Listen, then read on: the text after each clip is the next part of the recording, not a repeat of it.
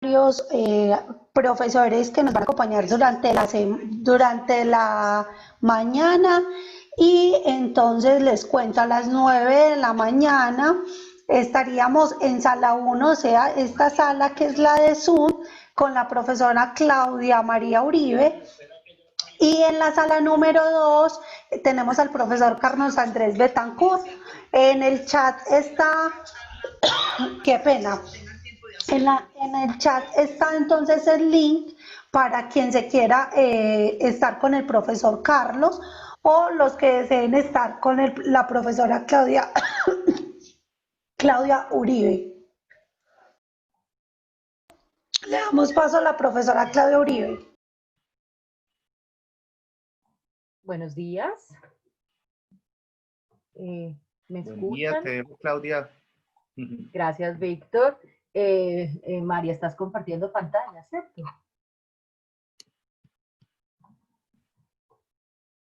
Hola. Intenta compartir tú, Claudia. Voy a ir a compartir mi pantalla. Listo. No, it says that I can't. Debe haber, si alguien más, ok, perfect. Buenos días a todos. Sé que la profesora Blanca Montoya necesita tener audio. Blanca, no sé si ahí tienes tu audio.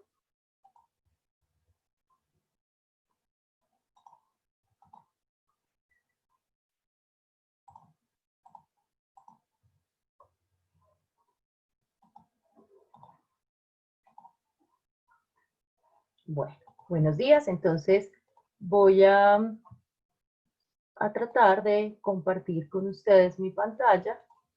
No sé qué me ha pasado en este instante.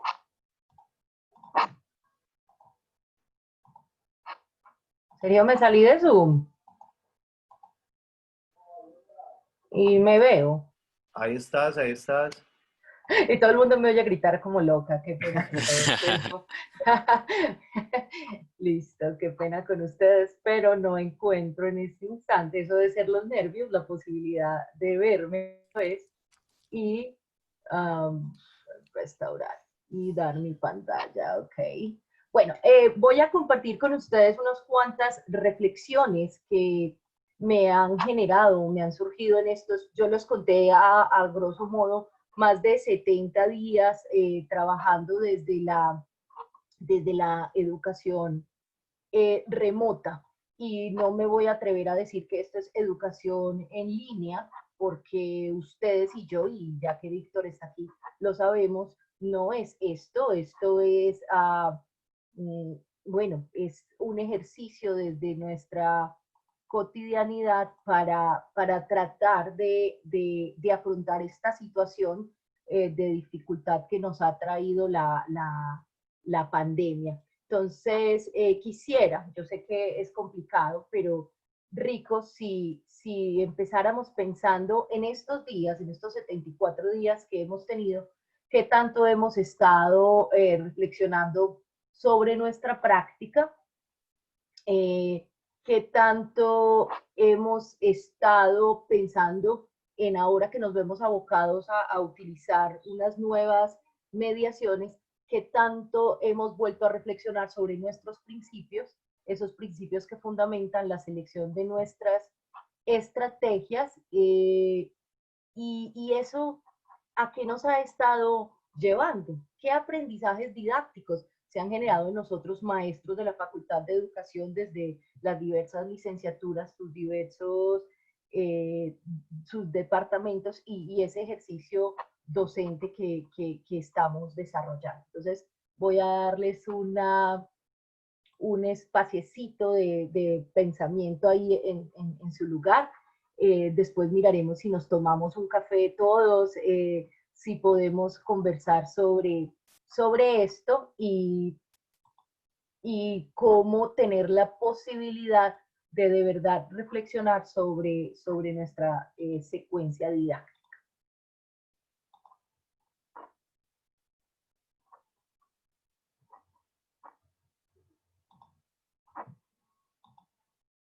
Ok, share screen. Entonces, con esas preguntas que tengo aquí en este árbol de la vida de Klimt, porque estaba pensando en que nuestro ejercicio didáctico es eso. Quisiera que empezáramos considerando, lo que les estaba diciendo ahorita, que nosotros no estamos haciendo un ejercicio de educación virtual o de educación en línea, sino que estamos en este momento en más o menos 2 meses de docencia no presencial en un estado de emergencia. ¿Y esto a qué nos llevó? A buscar una solución ágil basada en estrategias flexibles. No quiere decir que ustedes y yo no nos hayamos sentido estresados. Me imagino que cada uno de nosotros dijo, bueno, pasé de este contacto que tenía de frente a frente con mis estudiantes a cómo voy a hacer, cómo voy a solucionar para poder garantizar el aprendizaje en situaciones imprevistas de carácter temporal. Porque esta emergencia, así se haya extendido, sigue siendo una situación imprevista de carácter temporal. Y esta situación imprevista a ustedes y a mí nos ha demandado repensar nuestra secuencia didáctica. Ahorita Víctor nos mostraba herramientas, estrategias que se vuelven esas mediaciones que deben estar reflejados en nuestros principios y posturas. Y yo quisiera que hoy, a lo largo de todas las charlas que están escuchando, los que están conmigo y los que no están en este instante aquí, vayan pensando, bueno, cuando yo diseño un escenario de educación, ¿en qué estoy pensando? ¿Cuál es ese principio rector que tengo como maestro y cuál es esa postura? ¿Desde dónde miro la mediación maestro-estudiante-contexto y cómo me estoy parando para saber cómo diseño mi experiencia de enseñanza-aprendizaje? Y aquí me paré en dos, volteé la diada, ¿cierto? Quiero que nos paremos en enseñanza-aprendizaje y luego aprendizaje-enseñanza. Nosotros aparentemente hemos estudiado, nos hemos analizado, hemos visto nuestras posturas para entender que nosotros sabemos, creemos saber y mediamos procesos de enseñanza que son conducentes a ejercicios individuales, a veces colectivos, de aprendizaje por parte de nuestros estudiantes. El punto, estoy en una situación de emergencia y esto dice, y yo estoy preparado. Yo estaba preparado para pasar de la comodidad que a veces nos genera algunos, no sé si buena o mala, eso cada uno lo sabrá, en pararme cómo estoy aprendiendo para liderar y acompañar en ese proceso de enseñanza. Ese es uno de los grandes aprendizajes que yo he tenido en este momento de pandemia. Siempre me he considerado una profe que aprende, pero en estos días, en estos 70 días, especialmente me tocó parar y mirar, yo qué tengo que aprender, qué tengo que seguir aprendiendo fuera de todo lo que manejo del inglés, qué tengo que aprender y de la educación, qué tengo que aprender desde las mediaciones, qué tengo que aprender de esto que hemos llamado docencia no presencial de emergencia, que algunas personas llaman educación virtual, para poder mediar aprendizaje en mis estudiantes. Unos estudiantes a los que había visto 8 semanas seguidos, a los que los reconocía físicamente, a los que cuando llegaba al salón sentía si estaban asustados o no, ellos me miraban, el calor, el ruido, ahora a una situación donde algunos no prenden la cámara, algunos están ahí conectados, pero están mentalmente y emocionalmente desconectados. Entonces me devolví a aquello que siempre he creído. La secuencia didáctica se centra en el maestro. Nosotros somos el centro del proceso de enseñanza-aprendizaje. Y algunos estarán diciendo que no, y lo respeto, pero tengo mi postura. ¿Por qué? Porque un maestro que se centra en entender sus propuestas, sus principios, sus posturas pedagógicas y didácticas, es un maestro capaz de abstraerse del aula y empezar a diseñar escenarios significativos para procesos de aprendizaje. Pero esto no le ocurre a un maestro que vive a la carrera. Y no estoy diciendo que es que yo no tenga que responder a muchas necesidades. Obvio que todos tenemos que responder a muchas necesidades. Lo que estoy tratando de decir es que nos tocó en estos 74 días, en medio de la carrera, de meterme al Google, de hacer Google Meets, trabajar Zoom, algunos trabajar Schoology, otros trabajar, bueno, YouTube, todo lo que hemos trabajado, que ahorita conversamos un tris de eso, me tocó empezar a mirar yo como aprendiz, cómo estoy frente a estas estrategias, a estas herramientas para poder organizar mi secuencia didáctica. Entonces, este maestro que se considera aprendiz, que sabe que hay infinidad de elementos allí afuera, tiene que empezar a pensar, o al menos me pasó a mí y le pasó a mucha gente del departamento de idiomas, de la licenciatura y compañeros con los que he hablado, tengo que parar y decir, ¿yo qué estoy aprendiendo de esto? No solo desde lo emocional, sino desde lo didáctico, para poder generar situaciones significativas donde haya construcción y deconstrucción. Lo más cómodo para muchos de nosotros era utilizar el video BIM como mediador. Lo más cómodo para alguno de nosotros era utilizar el tablero como mediador o las fotocopias. Y ustedes y yo sabemos, compañeros, que esto es tecnología. Pero esta docencia de emergencia remota me lleva a empezar a mirarme y decir, ¿y ahora qué hago?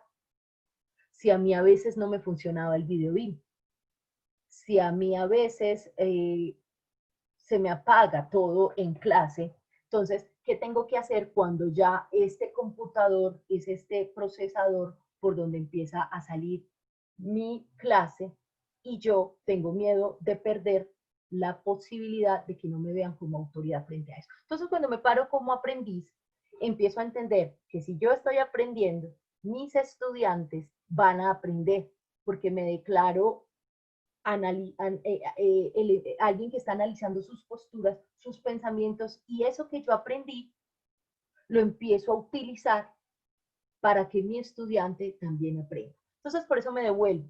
Un maestro centrado en su proceso como aprendiz se va a centrar en el estudiante desde la generación de situaciones significativas donde haya construcción constante, pero también deconstrucción constante del aprendizaje. ¿Por qué? Porque tengo una postura crítica. Yo siempre he criticado esas clases que cuando uno va y las visita son perfectas en uso de herramientas y tienen de todo. Y uno dice, wow, qué chévere esta clase, qué tan bonita. Pero cuando empieza uno a pararse en el análisis de esa clase y quiere tratar de entender qué es lo que pasa en esa clase, uno solo ve una colección de herramientas y no ve secuencia didáctica y no ve postura y no ve a un maestro que se paró en el proceso de aprendizaje. ¿Qué necesito generar de aprendizaje para mediar mi enseñanza? Quisiera tener mucho tiempo para discutir con ustedes, pero bueno, ahorita les doy a todos mi correo y conversamos. ¿Cuáles son esas posturas críticas que hemos tenido y por qué y para qué? Eso es fundamental.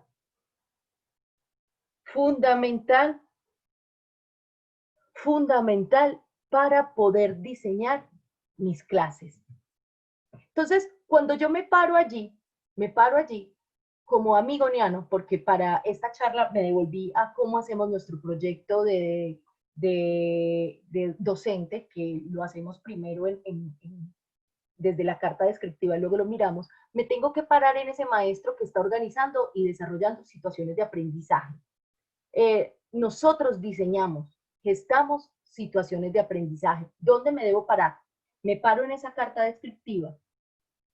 Y ustedes me están diciendo, Claudia, ¿y esto tiene que ver con la educación remota? Claro que sí, tiene que ver con todo. Porque si no sé para dónde voy, no sé cuáles son esos ejes temáticos o contenidos que tienen mis estudiantes, si no sé cuáles son las competencias específicas desde la disciplina y la asignatura que yo estoy sirviendo, no voy a llegar a considerar relaciones de diálogo donde haya disonancia cognitiva.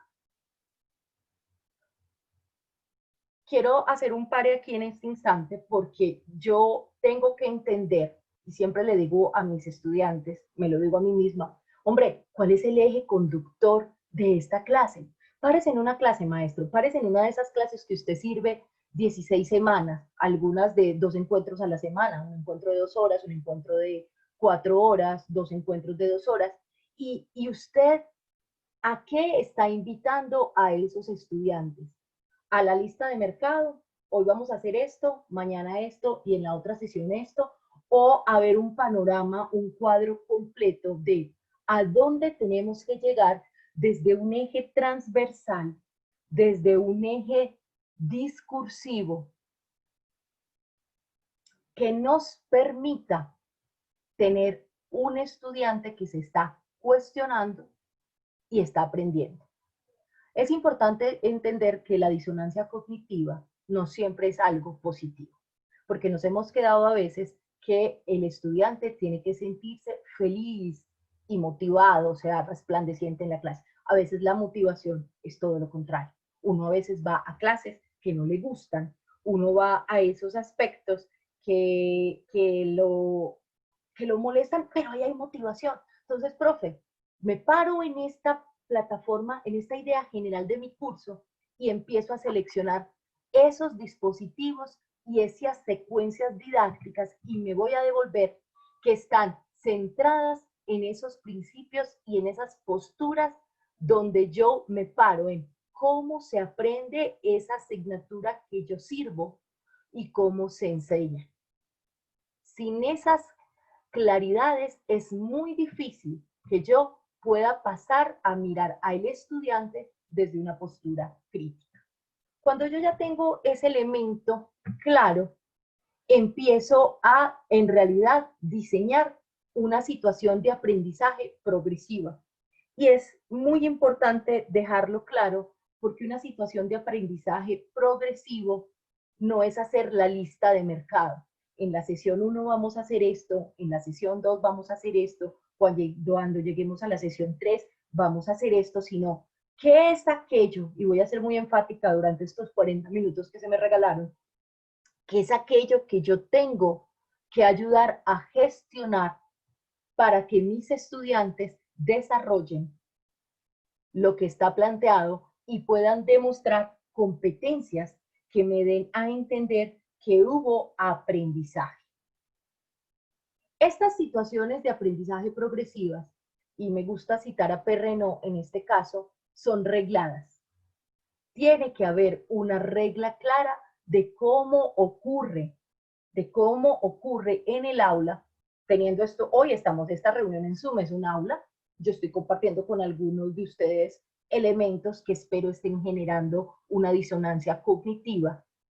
Yo tenía pensado unos elementos de interacción. La interacción no es siempre yo pregunto, tú contestas, no. La interacción es yo qué hago desde mis preguntas que se genere en su postura y en su pensamiento, que después me dé algún indicio de cómo está ocurriendo el aprendizaje.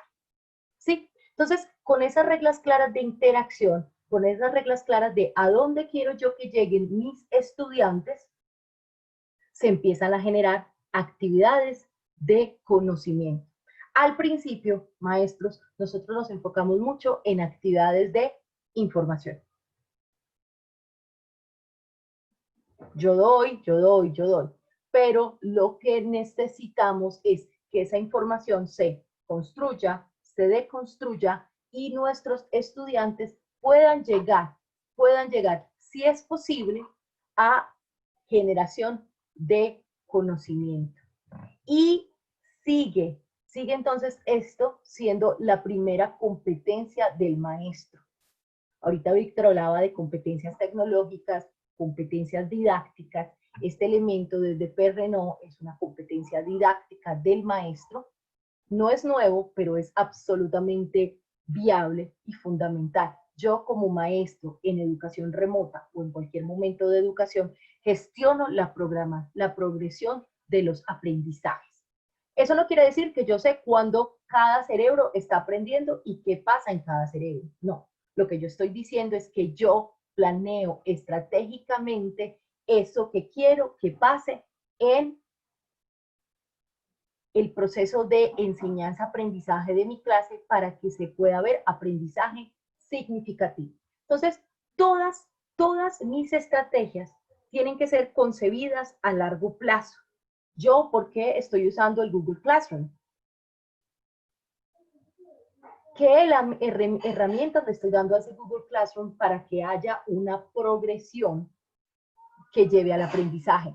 Mi Google Classroom, mi Schoology, lo que usted esté usando, maestro, no puede ser un lugar donde yo guardo estrategias o guardo herramientas y no genero aprendizaje.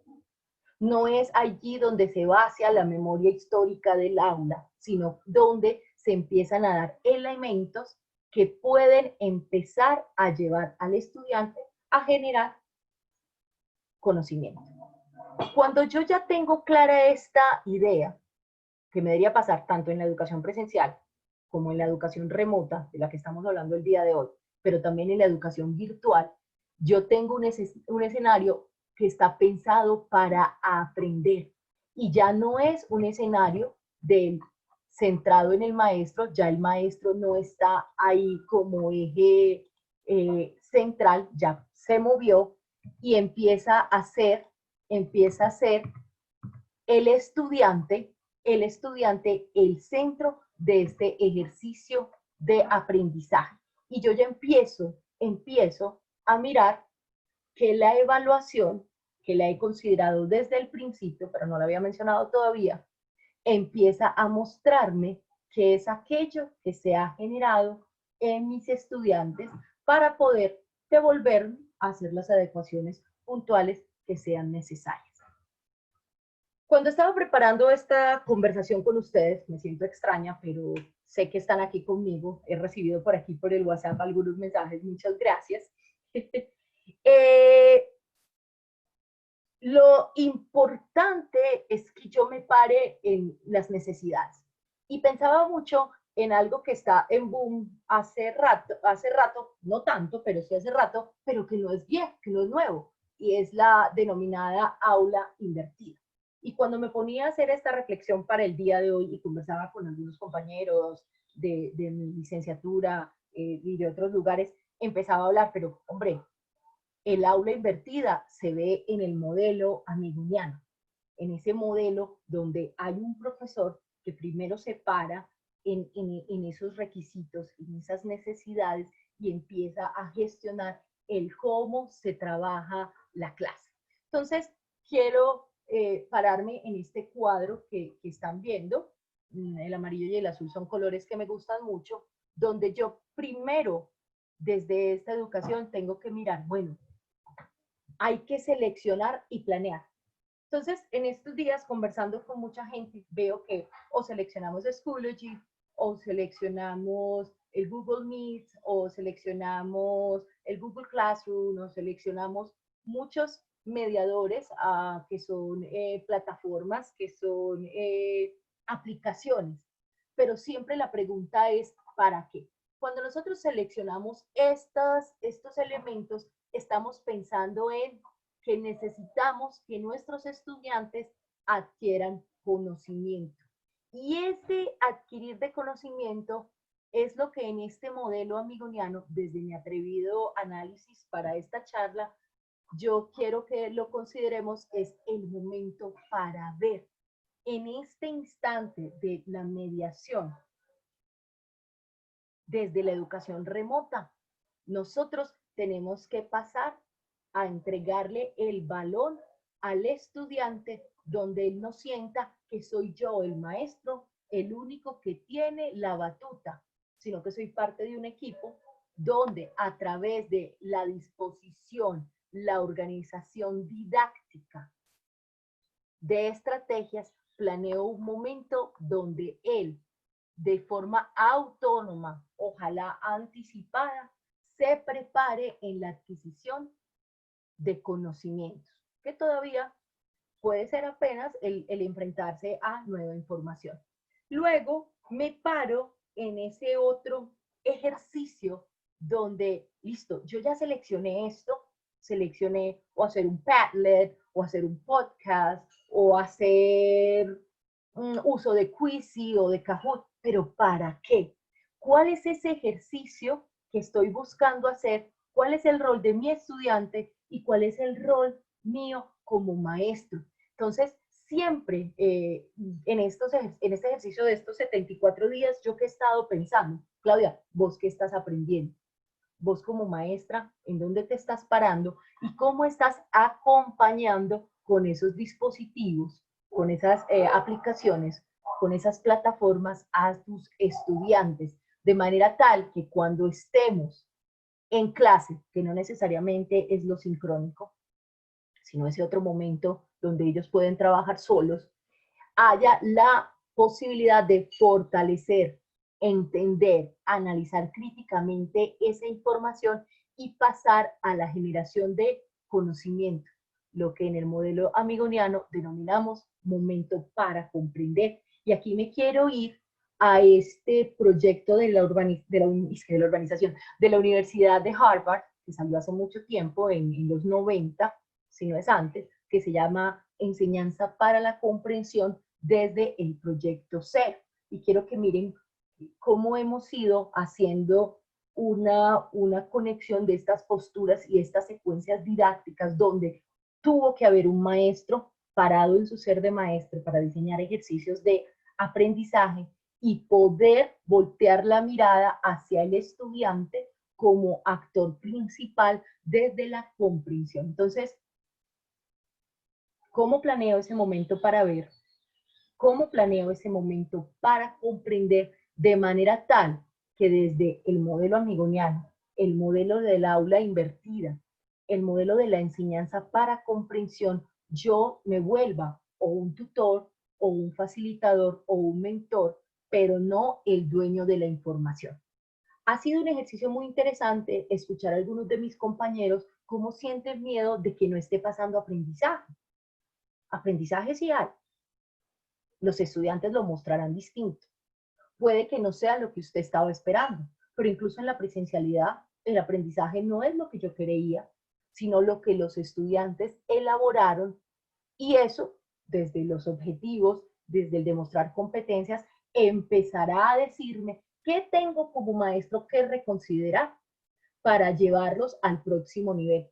Pero aquí me quiero devolver. Si mi planeación estaba basada en la lista de chequeo, yo no puedo llegar hasta allá. Entonces, me paraba en este análisis para el día de hoy en, bueno, yo cómo estoy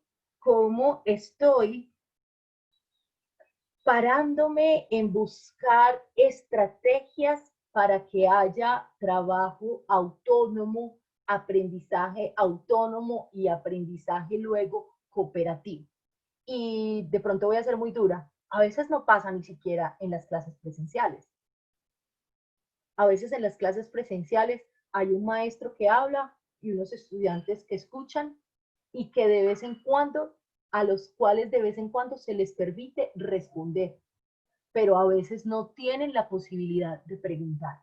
Y aquí quiero que nos paremos en las posturas, en las posturas pedagógicas y didácticas que tenemos. Profe, en estos 74 días, y si puede, hágase un quiz, o lo hacemos en Quizy o en Kahoot, hágase un quiz en qué estrategias para trabajo autónomo y cooperativo diseñó usted, adaptó usted o utilizó para que sus estudiantes pudieran trabajar desde este modelo amigoniano en la educación remota de emergencia de forma autónoma y luego de forma cooperativa.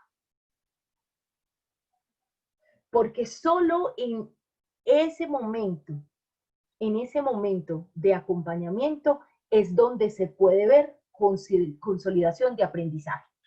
Uno de los cuestionamientos que yo tengo desde esa consolidación de de aprendizaje es, profe, el momento para hacer tiene que ser siempre visto desde el examen. Y si es visto desde el examen como un elemento sumativo de la evaluación, ¿cómo lo estamos considerando? Son muchas preguntas que espero tener un día tiempo para hacerlo, o ahorita si me queda algún minutico para hacerlo. Entonces, ¿cómo me estoy parando en esa generación de estrategias que lleven a consolidar el aprendizaje desde el modelo amigoniano y me lleven a una evaluación que en realidad me muestre los procesos de aprendizaje desde la construcción y la deconstrucción que se generaron en mi aula? Yo hoy les dije que iba a trabajar desde esa secuencia didáctica, desde eso que a mí la educación remota en emergencia me ha hecho pensar. ¿Qué me ha hecho pensar además? De que este modelo amigoniano es supremamente eficaz para esto, pero que necesitamos como maestros pararnos a entender ahí cuál es nuestro rol. ¿Cuál es mi rol? Bueno, primero, entender que soy un docente que media, pero que para poder mediar debo ser aprendiz, lector del contexto. El contexto empieza desde las políticas educativas colombianas. Luego, en esta situación de la pandemia, ¿esto a qué me lleva?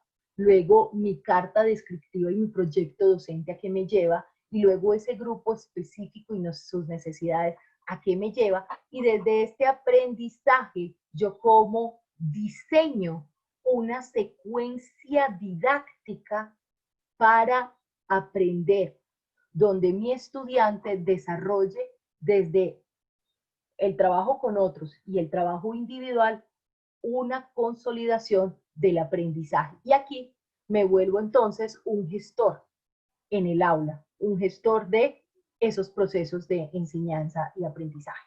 Algunos piensan que soy muy romántica, pero no estoy hablando del romanticismo, estoy hablando de este ejercicio, como lo hemos visto desde la licenciatura y desde el departamento, y cómo hemos ido tratando de entender esta secuencia didáctica y este proceso de evaluación desde la educación remota. Y voy a repetir muchas veces en los poquitos minutos que me queden cómo se debe generar esto y mi gestión.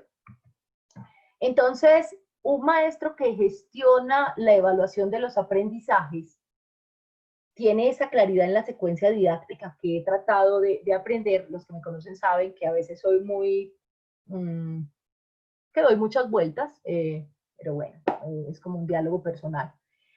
Entonces, ¿qué es lo que tengo que entender? ¿Qué es aquello que el estudiante me tiene que mostrar? ¿Qué es aquello que estaba como el eje transversal, el tema que convocó a esa clase, y cómo lo voy a evaluar de manera tal que no solo responda a la clase, sino que responda al contexto nacional, que en este momento no es solo un contexto nacional, es un contexto universal gracias a la situación de la pandemia, y me ayude a entender que mi secuencia didáctica y mi evaluación se tiene que volver flexible, pero que flexible no significa regalada. Y aquí me quiero devolver a, profe, entonces, ¿cuáles son mis posturas y mis principios frente a la evaluación? ¿Yo para qué evalúo? ¿Evalúo para verificar aprendizajes o evalúo para que el estudiante sienta que no aprendió? Si yo tengo esa claridad, y tengo claridad en la propuesta didáctica que estoy desarrollando, y tengo claridad en a dónde tendríamos que llegar como grupo, mis estudiantes y yo, planteo una evaluación con estas herramientas de forma flexible, pero también autoexigente. Profes, tenemos que dejar ese miedo a pensar que si yo le doy un ejercicio evaluativo a mis estudiantes, van a hacer pastel, en la costa se dice hacer machete, van a hacer trampa. Hombre, si hay algo bonito en este instante es que ahí hay mucha información en el mundo, muchísima, Pero si yo estoy haciendo una docencia centrada en mi estudiante como aprendiz y yo tengo un diseño de un escenario significativo, mi estudiante no va a copiar, mi estudiante va a leer el contexto, va a leer toda la información que los medios le están ofreciendo, la radio, la televisión, internet, y lo que va a hacer es una creación desde su propio aprendizaje para responder a ese momento de evaluación que yo le estoy dando. Pero, ¿qué exige? Un maestro que se piense en la evaluación. Un maestro que no se quede en la comodidad de solo necesito un ejercicio evaluativo que se autocalifique. Y se puede autocalificar, claro, chéverísimo. Lo hicimos con algunos Google Forms, lo hacemos con la plataforma de ICOM. Pero qué tan bien estructurado está mi ejercicio que yo puedo permitir que el estudiante tenga a otros compañeros el computador y todas las pantallas, y todas las pestañas posibles abiertas, y aún así no encuentran la respuesta, porque la respuesta es una creación desde la comprensión que tuvo para consolidar aprendizaje. Esa es una de las reflexiones que hemos estado trabajando en el departamento de idiomas y que he estado trabajando. Ahorita quisiera como contarles un poquito de por qué he conversado con ustedes en la mañana de hoy de esto a dónde me ha llevado, porque es muy importante que les pueda explicar que esto me generó a mí, Claudia María Uribe Hoyos, el pararme y decir, bueno, ¿qué es lo que tengo que hacer? Listo, nos fuimos, aprendí a manejar el Meet, organicé el Google Classroom, puede que ya hubiese aprendido algo sencillo antes, lo sabía trabajar, pero ahora lo sé mediar para este momento de clase. Entonces, es muy gracioso, muy bonito, porque en este proceso de volverme otra vez aprendiz, o en realidad reconocerme como aprendiz, tuve que parar y decir, bueno, ¿qué es lo que quiero hacer? Y cómo quiero que lo aprendan los chicos y cómo lo quiero mediar. Entonces, algún día, en uno de los ejercicios de mi clase o en uno de los ejercicios del departamento, estábamos enviándoles a los estudiantes algo para la celebración del idioma. E hicimos unos poemas y hubo lectores y todo. Y había lo más fácil, guardarlo en Drive y mandarles el enlace. Pero yo quería un poquito más y empecé a ver a los maestros usar Padlets. Y yo no había usado Padlets. Entonces yo dije, bueno, yo quiero usar Padlets, ¿qué tengo que hacer? Entonces me metí a la suite de Google, miré el Padlet, leí el tutorial y empecé a hacer. Pero luego resulta que todo lo que yo tenía ahí eran audios. Ah, ¿y cómo pongo ese audio en Padlet? Entonces, algunos ya estaban listos, pero no los podía poner ahí al Padlet. Y me dice alguien, ve, ya ensayaste SoundCloud. Yo conozco SoundCloud porque pues, escucho música, porque alguno de mis hermanos la tiene y de ahí la sigo. Entonces me tocó ir y abrir la cuenta de SoundCloud y empezar a pasar los audios que me habían pasado a MP3 o a MP4 para ponerlos en SoundCloud y luego hacer el ejercicio para pasarlos al dispositivo que había elegido, que en este caso era el Padlet, y luego compartir el Padlet para que hubiese interacción. Y ustedes dirán, ¡ay, eso tan fácil! Para los que ya habían usado Padlet en el ejercicio era muy fácil. Para mí requirió que Claudia María Uribe se volviera a parar en el ejercicio de el maestro que es aprendiz, pero que no pierde el enfoque de qué es lo que yo necesito desde o mi carta descriptiva o desde el objetivo de este momento de aprendizaje para mediar con mis estudiantes lo que va a pasar. Cuando entendí eso, entendí si Padlet me servía, si haber abierto SoundCloud me servía, si ir al canal de YouTube, lo usé desde la cuenta, pero aparece con mi nombre, me servía, y luego cómo iba a poner todo esto gestionado educativamente para generar aprendizaje o al menos generar disonancia cognitiva en mis estudiantes. Entonces, siempre en los ejercicios, ese es uno de los ejercicios que viví en este semestre, me tocó empezar, ¿qué es lo que necesito hacer? ¿Para qué lo quiero hacer? Pero desde el contexto, y el contexto en este caso es pues, educación remota para la emergencia, mi clase o el departamento, ¿cómo? ¿Cuál es ese mediador? Si voy a usar Kahoots, ¿para qué? Si voy a usar Quizzes, ¿para qué? Si voy a usar el Wiglet, ¿para qué? O sea, lo que vaya a usar, ¿para qué? Todas estas herramientas, y ahorita Víctor lo decía, están allí, pero somos nosotros, maestros, los que les ponemos la intencionalidad didáctica, la secuencia, para que lleve a el aprendizaje. Ellos por sí solos no lo tienen. Ellos están allí, son chéveres, se diseñaron, pero el que tiene que empezar a hacerlo soy yo, visionando qué es aquello que quiero mirar y desde dónde es que me estoy parando. Otro de los ejercicios que me llevó a esta reflexión cuando nos hicieron la invitación a esta charla era el cómo mediamos unos procesos de evaluación en el departamento de idiomas. No sé si todos ustedes saben que en el departamento de idiomas la segunda prueba escrita es dada por el equipo coordinador. Listo, siempre lo hemos hecho en papel. Este año queríamos hacerlo desde otra plataforma y el COVID-19 nos llevó allá. Listo. Y era pensar en ese instante qué herramienta podía cumplir con esa necesidad que teníamos, cómo hacerla para que fuera didáctica. También, ¿qué podíamos hacer nosotros como aprendices para montar esos exámenes? Y obvio, aprendimos que tenemos profesores que lo hacen súper bien, que si hubiéramos sabido desde el principio hubiesen sido un gran elemento de apoyo en esto, por lo cual nos quedó como conclusión que hay que fortalecer la comunidad de práctica pedagógica del departamento y empezar a entender las habilidades que todos tienen. Pero bueno, en ese momento no lo hicimos. ¿Y qué nos tocó hacer?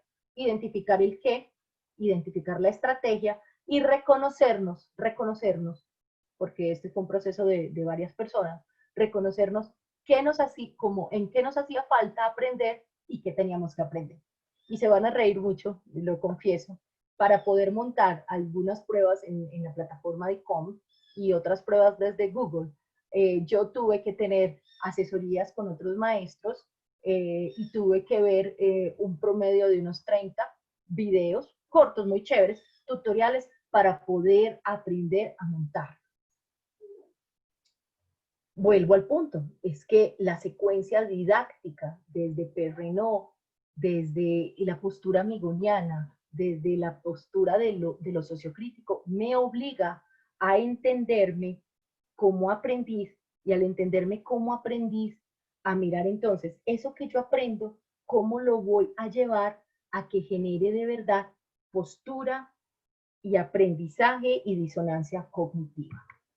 ¿Qué nos pasó o qué me está pasando en este ejercicio? Pues me he visto obligada a revisar otra vez mi rol. Siempre trato de hacerlo, pero esta vez fue como un boom, revise, Claudia, ¿cierto? Para que haya aprendizaje en el aula, necesito un maestro que se reconozca como aprendiz y que pueda voltearse a ver cuáles son las herramientas y las necesidades que me brinda el contexto y cómo puedo entonces diseñar o gestionar elementos o espacios donde el aprendizaje empiece a fortalecerse. Me devuelvo también en este ejercicio a, hombre, usted ya comprende, usted sí, Claudia María, usted profe, dueño de su clase, acompañante de esa clase, usted sí tiene claridad en ese proceso didáctico. Me quiero devolver aquí, o sea, usted sí tiene claro esto que ahora nos llaman el flipped classroom, el aula invertida, la educación remota para la emergencia, o eso tan simple y bonito que hemos estado tratando de vivir los que llevamos años en el proceso amigoniano. Usted sí tiene claro el modelo amigoniano y eso qué demanda de usted como profesor. Y si eso lo tiene claro, entonces, ¿cuáles son los criterios de flexibilización? Puede que muchas de las conclusiones que yo tengo para esta charla sean solo válidas para mí, pero ha sido un ejercicio muy interesante en estos 70 días donde he tenido que empezar a salirme de lo cómodo de mi clase, pararme otra vez como aprendiz y empezar a mirar por qué hago lo que hago y por qué tengo que empezar a hacer otras cosas. Pero por qué eso que empiece a hacer y eso que cambie debe estar parado desde posturas y principios didácticos, desde mi asignatura, desde mi disciplina, pero también desde eso que creo yo que soy como maestra que genera y gesta espacios significativos de aprendizaje. Herramientas que usé, muchas. Pero ¿cuál es la invitación el día de hoy? Profe, cuando esté seleccionando esas herramientas, piense siempre en cuál es la secuencia didáctica a la que estamos invitados a trabajar. ¿Cuáles son los principios y las posturas pedagógicas que tienen esa secuencia didáctica? ¿Cuál es la relación entre la evaluación que debe estar considerada desde el inicio del curso, que es aquello que usted está esperando que se demuestre por parte de los estudiantes, y cómo está programando esos ejercicios o esos momentos de corte, de verificación, de manera tal que el estudiante le esté enseñando por dónde va y usted pueda devolverse, hacer adecuaciones, de manera tal que el diseño del escenario sea siempre algo que esté abocado al proceso didáctico. Muchas veces nosotros, en el desespero de ver que el estudiante no está donde creemos nosotros que debemos estar, cuestionamos el ejercicio del estudiante. Conste que yo no estoy defendiendo al estudiante en ese instante. Yo hoy me estoy parando es en la postura del maestro y de su secuencia didáctica, y estoy dejando claro que nosotros como maestros tenemos que estar revisando los procesos didácticos, los procesos de evaluación, para mirar en qué me tengo que devolver, qué tengo que reestructurar y hasta dónde tengo que flexibilizar. Eso era lo que voy a empezar a dejar de compartir, lo que yo quería en esta mañana compartir con ustedes, porque sé que teníamos 40 minutos, 48 me gasté, donde el interés es invitarlos a reflexionar. Uno, el maestro al principio necesita ser el eje central de este proceso didáctico. Tengo que tener claridad en mis posturas, en mis principios, para poder volverme un gestor de procesos de aprendizaje que sea capaz de entender que luego es el estudiante el que debe empezar a tomar la batuta. Muchísimas gracias.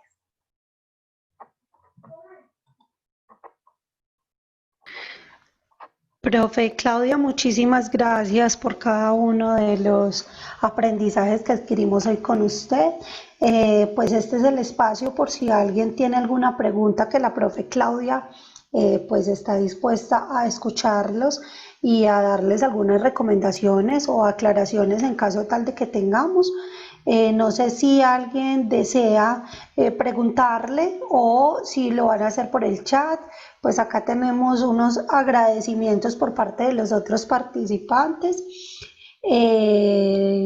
Alguien si desea, o si no, pues damos como un receso de 10 minutos para comenzar todos a las 10 de la mañana. Profe, dicen que muchas gracias, es una ponencia como de reflexión de nuestra tarea didáctica, que en realidad te agradecen demasiado por la reflexión que nos diste durante estos 40 minutos. ¿Alguna persona que desee, pues, para abrirles el micrófono o simplemente por el chat?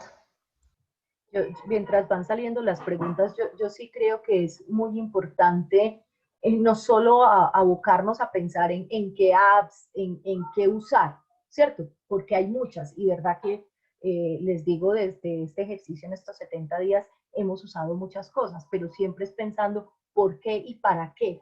porque lastimosamente a veces caemos es en la moda de usar lo que todo el mundo está usando, y eso no responde a las necesidades de mi clase ni a las necesidades de mi contexto, ¿cierto? O a veces no es ni siquiera las necesidades, mis estudiantes no tienen cómo acceder a ello, y por eso no quiere decir que yo no vaya a diseñar una secuencia didáctica que responda. Yo creo que es importante que no nos dejemos obnubilar. Hay muchos elementos fundamentales, pero siempre, siempre, siempre es fundamental que esté la postura crítica, la postura pedagógica y la postura didáctica nuestra en la selección de ese mediador.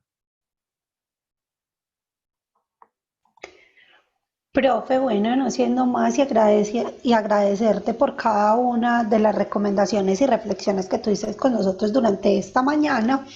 Vamos a descansar hasta las 10 de la mañana. Les recordamos que tenemos dos 9 salas minutos, abiertas. Señora.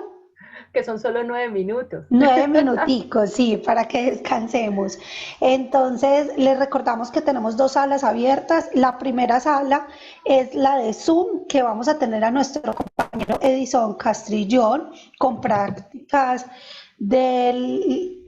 con prácticas críticas y digitales, y tenemos a la compañera Viviana Cano en la sala número 2, que es la sala de Meet. Ya les vamos a regalar el enlace si alguien le quiere compartir a los otros compañeros que de pronto no están dentro de ninguna de las dos salas.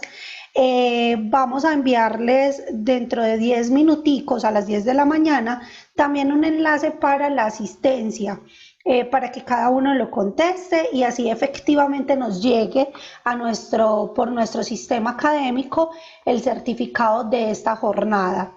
El profesor Camilo, le voy a dar entonces la palabra si desea hablar con la profesora, y la profesora Ana Prada también. Entonces te van a preguntar algo, mi profe. ¿Listo?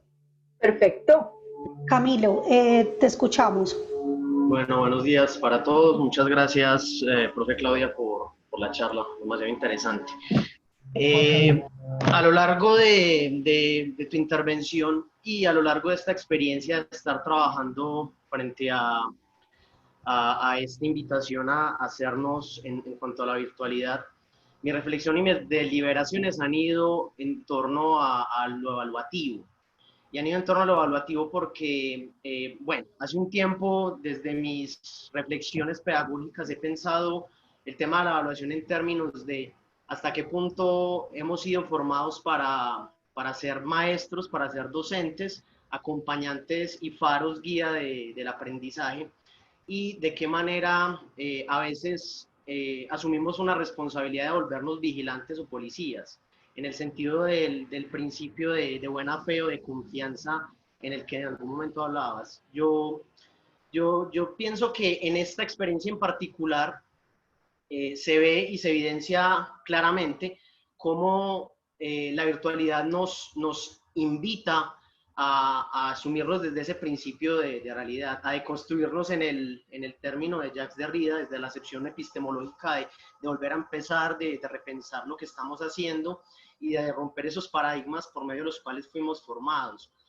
Confieso que ha sido difícil para mí personalmente porque, digamos, hacer a un lado esa formación tan rígida, tan conductista, que de alguna forma espera que nosotros respondamos a ese estímulo y respuesta, y en el que vemos lo evaluativo solamente desde la punta del iceberg y no dentro de lo que hay debajo del iceberg, ha sido difícil, ha sido realmente complejo. Entonces, nada, me llevo eso, profe, me llevo pensar que la evaluación tiene que girar en torno al compromiso y a la responsabilidad. Algo que tengo como una referencia muy fuerte es forjar la conciencia de nuestros estudiantes, invitarlos a que de alguna forma abracen el aprendizaje como el privilegio y el bien maravilloso que es, y no como esa suerte de invitación que nos hacen políticas neoliberales, capitalistas, de ir a por el diploma, de ir a por unos resultados que digan que somos buenos, en tanto un número nos cuantifica y no como lo humano, que es lo esencial. Quería simplemente compartir esa reflexión a partir de lo que tú nos has compartido y a partir de mis propias deliberaciones. Muchísimas gracias. Gracias, Juan Camilo. Para agregar algo a eso tan chévere que estás diciendo, esto no es de la noche a la mañana, ¿cierto? Esto es de ese proceso de construcción y de construcción de mi ser de maestro, porque nosotros venimos, antes de entrar a la universidad, a nuestra licenciatura, venimos observando los procesos de enseñanza-aprendizaje de nuestros maestros, que aunque los critiquemos a algunos, los aplaudamos a otros, otros afectan mucho la forma en la que hacemos. Y es solo las cosas, solo con el tiempo que logramos entender por qué enseñamos como enseñamos y que no queremos seguir haciendo. Muchas gracias. Y entiendo que había otra pregunta antes de que me saquen del aire.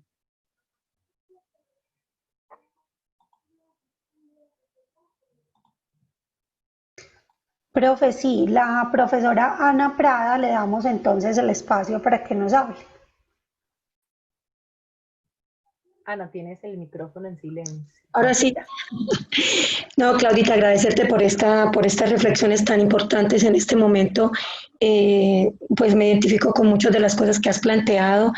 Tomé como palabras importantes como esto de repensarnos, de construirnos y reconstruirnos, de pensar cuál es nuestro rol, cuál es nuestra perspectiva pedagógica, didáctica, en fin, como retomar las bases de nuestra formación como maestros, lo que aprendimos como en aquella época de qué es ser maestro y cómo pensar desde la secuencia didáctica lo que de principio a fin queremos lograr con nuestros estudiantes.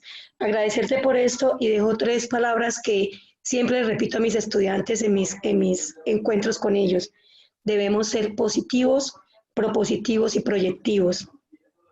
Positivo, les digo yo a ellos, es que todo tiene una solución.